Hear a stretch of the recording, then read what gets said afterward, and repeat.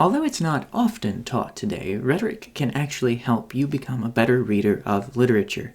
It can help you become more sensitive to the beauty in language. We often analyze literature from personal, emotional, and aesthetic perspectives or principles, and rightly so. But there are many passages in literature that would benefit from a rhetorical analysis. So for those of you studying rhetoric, this video, I hope, will encourage you in your studies to show what a better understanding of rhetoric could give your own reading of literature. And I'll also add that for those of you who are interested in learning rhetoric, on my Learning Community Versed, we will soon be hearing some introductory lectures by a professor of rhetoric, Dr. Curry Kennedy, and that will be an excellent way to establish yourself in the basic principles. It's introductory, it's for self-learners or autodidacts, as they're called now, who are interested in just learning a bit more about rhetoric and how it works. So if you want to know more about that, you can find that in the link below. But in this video, I'll be drawing from information found in the books that I recommended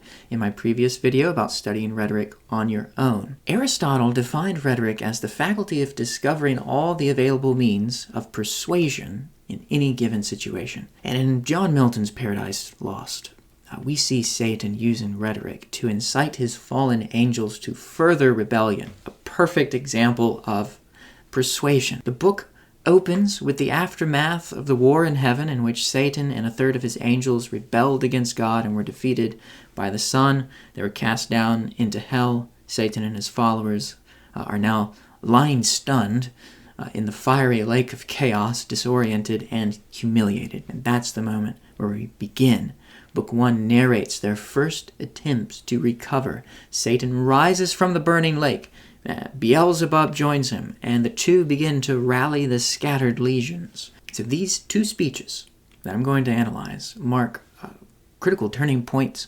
Satan, he consolidates his leadership by transforming despair into resolve, and in doing so, reveals himself to be an expert rhetorician. Now, we'll begin with Satan rousing his fallen troops. Paradise Lost, Book 1, lines 314 to 330. He called so loud that all the hollow deep of hell resounded. This is very important, the fact that he's calling very loudly.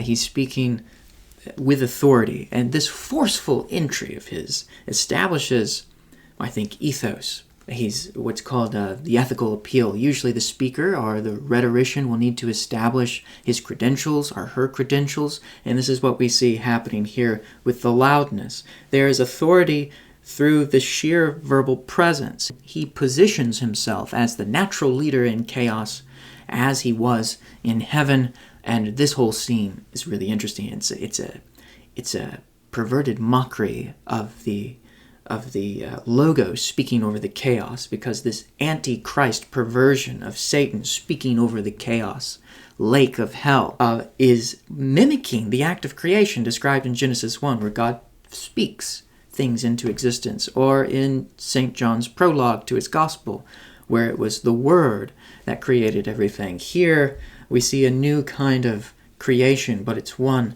of the evil kind. Princes, potentates, warriors, the flower of heaven. Now this first part of the appeal, this address, is part of the exordium. And an exordium in rhetoric is the introductory part of speech, especially a discourse.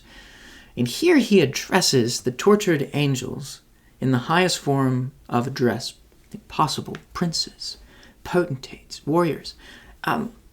However, that's not what they are now. But what Satan is doing is drawing on their higher faculties here, on their pride and sense of self. Notice that term, though, flower of heaven. It suggests already that heaven is bereft of its old glory because they are cast out of it. And so in a sense, it's not just they who have fallen, but heaven. And this is a theme that Satan is going to tease out in the examples that follow. But it's being established and planted here. Flower of heaven, once yours, now lost. Notice this is a scheme of antithesis. Very concise scheme of antithesis here, where the loss is disclosed. We have two pairs of opposites here. The temporal, heaven was once lost, now, or once yours, now lost. There's the first pair, and then yours, the possessive pronoun, and then with the condition of dispossession, lost. So you can see how those opposites there very neatly enclosing. They're coming at the end of the line, making it such a powerful line alone. But then it goes on. Satan says, if such astonishment as this can seize eternal spirits. What's amazing about this is that he begins with if, which surprises us. He's subtly planting into the discourse the possibility that heaven may not actually be lost. Once yours, now lost, if such astonishment. And again, appealing to the higher parts of the listeners, his description of them as eternal spirits. They are immortal. And you have to understand that at this point, they are all freshly fallen and newly awakened in hell. And the possibility of anything but despair has not occurred to them heretofore. And they had no conception that they actually might have a choice. But notice this, and he comes in with the or, implying that choice. And now he begins what's called the emotional appeal to pathos. It's called pathos. It's the root from which we get the word pathetic, which means emotions are something that excites emotion, usually pity. But this is the broad emotional appeal to all emotions, and it's actually one in which he is attempting to shame them into resolve. Or have ye chosen this place after the toil of battle to repose your wearied virtue? Here again, he's drawing on the ethos too, with the ethical appeal to their wearied virtue, which might just mean power, but could also have the ethical implications that virtue carries. For the ease you find to slumber here, as in the vales of heaven. Notice the carefully chosen words in this interrogative address. It is a question, but it's more of a rhetorical question. Have you all chosen this place for rest or repose, for your wearied virtue, for the ease you find to slumber here, as in the vales of heaven? So he's saying, oh, you all are just sitting back and relaxing now in this dungeon, really. Or, in this abject posture, have ye sworn to adore the conqueror, that is God, who now beholds cherub and seraph rolling in the flood with scattered arms and ensigns, till anon his swift pursuers from heaven gates discern the advantage, and, descending, tread us down thus drooping, or with linked thunderbolts transfix us to the bottom of this gulf. And notice again this or. He's presenting a choice, an ultimatum here. We have the repetition of or here, which came at the beginning of this question, repeated again. This is a brief instance of the rhetorical scheme of anaphora, the repetition of a word or phrase at the beginning of successive clauses. And it's just a brief instance here because we only have two. But the effect is to heighten urgency here.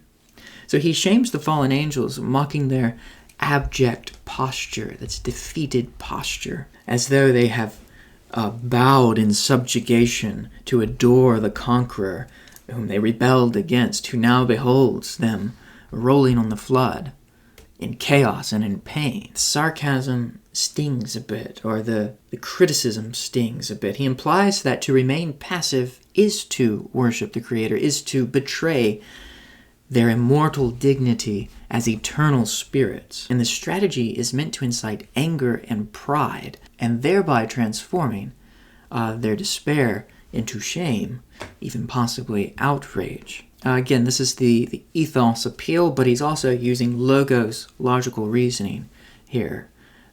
His reasoning follows that if they continue to lie prostrate, God's forces will soon tread them down or transfix them to the depths with thunderbolts. Thus, the action is not honorable to just accept the fate, but they must arise to survive. And here's the conclusion that he's building up to.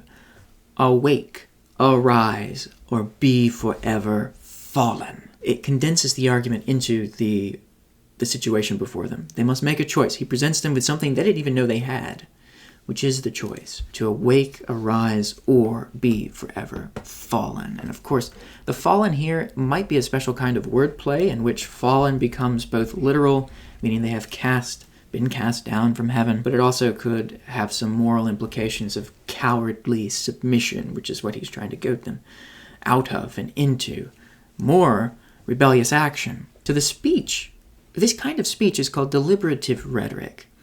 This is a very common type of rhetoric which persuades an audience to take future action. It's typically about policies or decisions. They're soon going to have a council in Book 2 where they will be making decisions in which you're going to see many devils using rhetoric to argue for different tactics of war.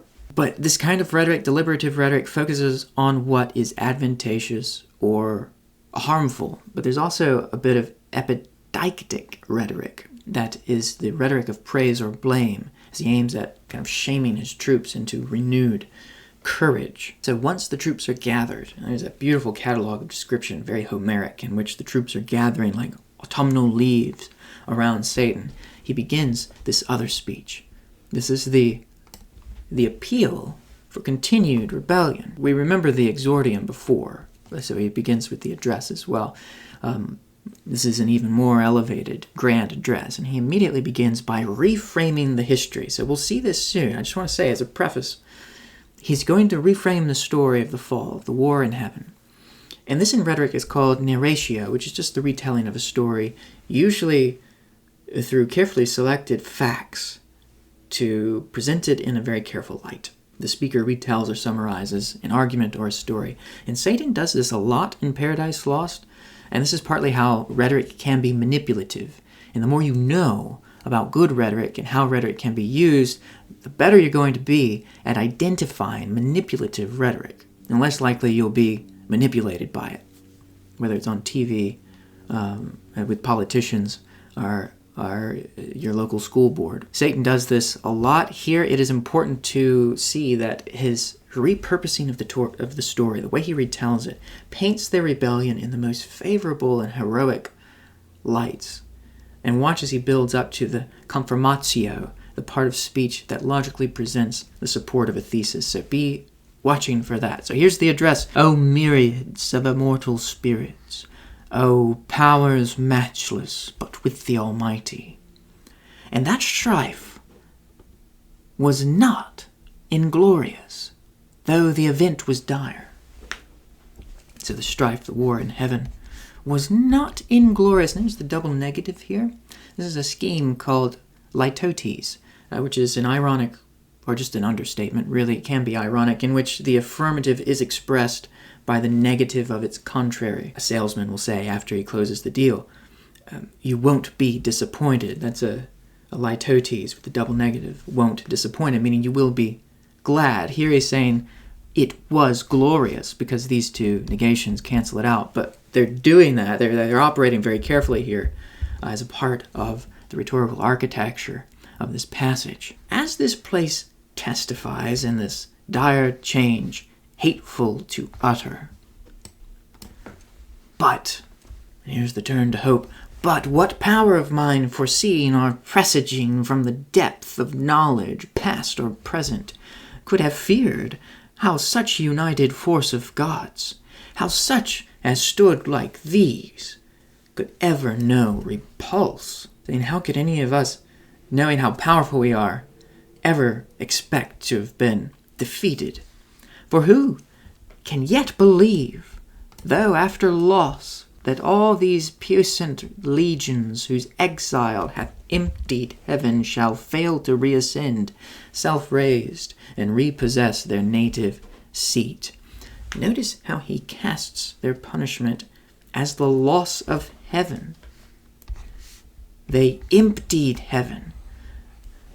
So their punishment, heaven is also punished by their punishment.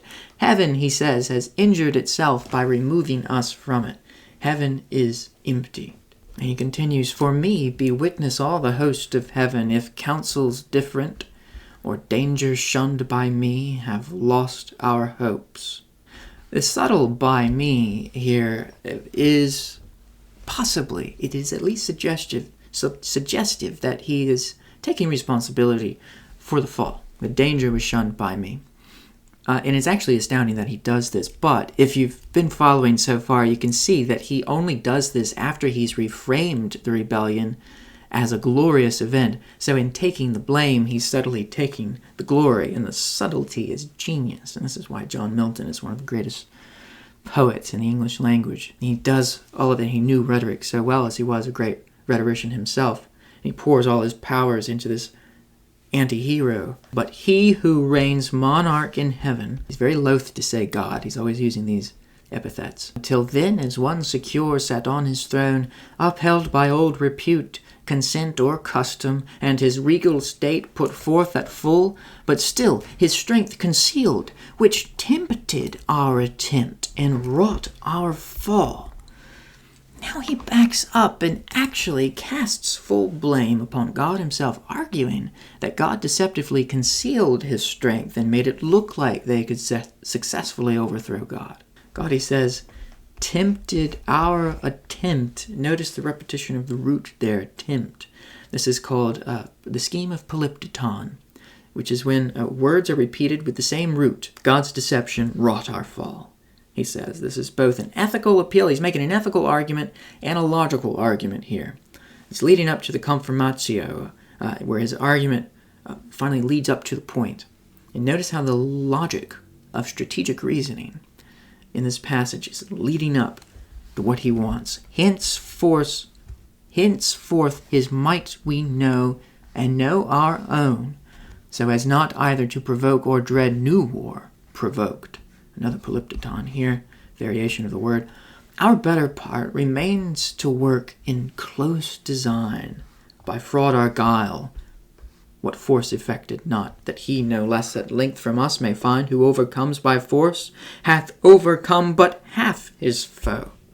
Space may produce new worlds, whereof so rife there went a fame in heaven that he ere long intended to create, and therein plant a generation whom his choice regard should favor equal to the sons of heaven. He's talking about us, human beings. So he distinguishes between God's concealment, God's concealed power, then in the knowledge that they now possess. He says, now we know that God cannot be defeated by open war. Okay, let's take a less direct approach. The logical conclusion is to avoid a direct war, but turn to fraud or guile, right here. To work in close design, secretly. He even gestures towards the new opportunity. Space may produce new worlds. Perhaps out there in the cosmos there are new worlds. So he's pivoting from loss to possibility of something being regained. And we as human readers are very excited by Satan's rhetoric, and this is how seductive he really is. And then when we get to this part, we realize, he's setting his sights on us. So this is the beginning of that plot that will lead to his escape from hell and eventually to the Garden of Eden, where he'll find that new creation. Thither, if but to pry, shall be perhaps our first eruption, our escape from hell. Thither or elsewhere. For this infernal pit shall never hold celestial spirits in bondage. Notice this antithesis again, infernal pit, celestial spirits. He's pitting it, and it's actually ridiculous, the comparison, that an infernal pit could hold celestial spirits in bondage. It never could be, nor the abyss long under darkness cover. But these thoughts full counsel must mature. Peace is despaired. For who can think submission? War, then, war open or understood, must be resolved. So before he gets up to this point here, he has this rhetorical questioning for who can think submission. It actually leaves no room for counter-argument, because he's already argued up to this point and defended this thesis very well, that peace cannot happen, because we will not accept submission. So he's ruled that out. And what now is the question is war, whether open or understood. He gives them the illusion of choice, but he's really made the decision for them that it will be war. How they'll undertake that war, he's going to leave that up to them, so we think. We'll see in Book 2 that he actually has his own ideas and wins them over to it. So this is the end of the discourse he spake, and, to confirm his words, out flew millions of flaming swords, drawn from the thighs of mighty cherubim. The sudden blaze far round illumined hell. Highly they raged against the highest, and fierce with grasped arms clashed on their sounding shields the din of war, hurling defiance toward the vault of heaven. You can see, just by this demonstration, how successful his rhetoric was, and how grand Milton could be in his passages of description. So I hope you found this interesting. If you are interested in Paradise Lost, I do have I have a lecture on every single book and an introductory lecture. So there are 13 lectures on Paradise Lost on this channel. You just have to find them in the backlog of videos. And I also have them queued up on the Versed Learning community, where you can take that course with other people and study it with others. So I hope you enjoyed this video. Thanks for watching, and until next time.